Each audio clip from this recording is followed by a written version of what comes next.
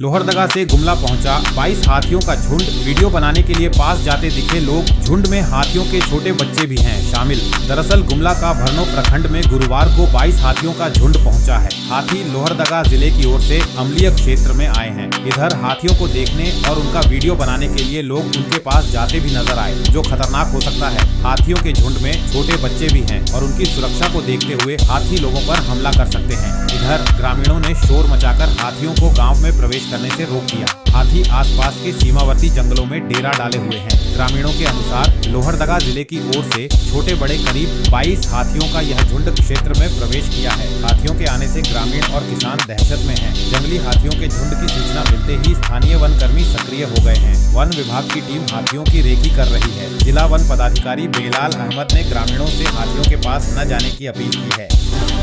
Ration card नियमों में बड़ा बदलाव। अब हर व्यक्ति को मिल सकता है 7.5 किलो अनाज। जानिए पूरी योजना। अब केंद्र सरकार एक ऐसा अहम बदलाव करने की तैयारी कर रही है जिससे अंत्योदय अन्न योजना AAY के तहत मिलने वाले राशन का तरीका पूरी तरह बदल सकता है। यह बदलाव वर्षों से चली आ रही असमानता को खत्म करने की दिशा में बड़ा कदम माना जा रहा है। यदि आप या आपके परिवार का कोई सदस्य अंत्योदय कार्ड धारक है तो यह नई व्यवस्था सीधे आपके मासिक राशन पर असर डाल सकती है। वर्तमान में अंत्योदय राशन कार्ड धारकों को हर महीने प्रति परिवार 35 किलो अनाज दिया जाता है। यह नियम सभी परिवारों पर एक जैसा लागू होता है, चाहे परिवार में 2 सदस्य हों या 7। इस कारण छोटे परिवारों के पास अतिरिक्त अनाज जमा हो जाता है, जबकि बड़े परिवारों के लिए 35 किलो पूरे महीने के लिए पर्याप्त नहीं होता। इसी असमानता को खत्म करने के लिए सरकार अब प्रति परिवार के बजाय प्रति व्यक्ति मॉडल अपनाने पर विचार कर रही है।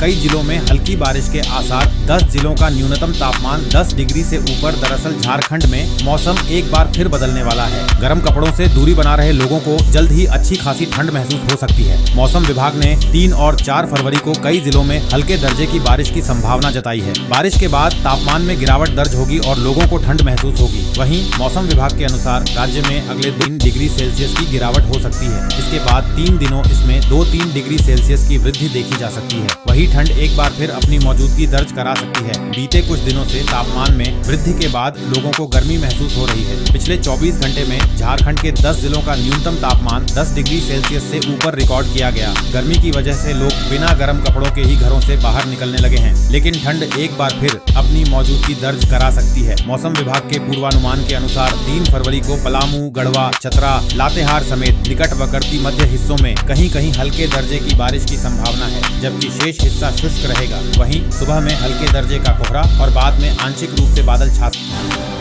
17वीं 18वीं किस्त अटकी। महिलाओं की उमंग मायूसी में बदली। जी हाँ दोस्तों, मैया सम्मान योजना की 17वीं और 18वीं किस्त को लेकर महिलाओं में जो उत्साह था वह अब धीरे धीरे खत्म होता जा रहा है। सरस्वती पूजा के मौके पर लाभार्थियों को भरोसा दिलाया गया था कि 2 किस्तों की राशि यानी 2500 रुपए के बजाय कुल 5000 रुपए सीधे बैंक खातों में भेजे जाएंगे, लेकिन अब तक न एक किस्त आई और न ही दूसरी। लंबे इंतजार के बाद भी पैसे न मिलने से महिलाओं में गहरी नाराजगी है। महिलाओं का कहना है कि इस रकम से घर गृहस्थी और बच्चों की पढ़ाई का खर्च पूरा होना था।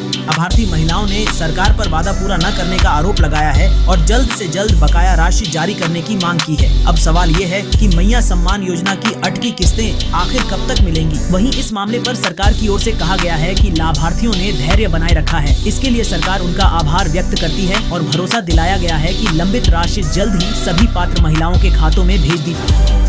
के यात्री परेशान। 5 से आदित्यपुर स्टेशन तक चलेगी स्वर्ण रेखा एक्सप्रेस। दरअसल टाटा बादाम पहाड़ सेक्शन पर चलने वाली 2 जोड़ी ट्रेन को रद्द किया गया है। वहीं रेलवे की ओर से धनबाद और टाटानगर के बीच चलने वाली 13,301, 13,302 स्वर्ण रेखा एक्सप्रेस का टर्मिनल बदला जा रहा है। 5 फरवरी से स्वर्ण रेखा एक्सप्रेस धनबाद से टाटानगर के बजाय आदित्यपुर स्टेशन तक चलेगी। ये धनबाद से सुबह 5:30 में खुलकर दोपहर 12:05 बजे आदित्यपुर पहुंचेगी। वापसी में आदित्यपुर से दोपहर 3:35 बजे खुलकर रात 10:25 बजे धनबाद पहुंचेगी। ट्रेन के दूसरे ठहराव पहले की तरह ही रहेंगे। इधर रेलवे के सर्कुलर के मुताबिक ट्रेन नंबर 68,131, 68,132 टाटा बादाम पहाड़ टाटा मेमू और ट्रेन नंबर 68,133, 68,134 टाटा बादाम पहाड़ टाटा मेमू को रद्द किया गया है। इस ट्रेन के रद्द होने से हल्दीपोखर, रायरंगपुर, बादाम पहाड़ की ओर जाने वाले यात्रियों को परेशानी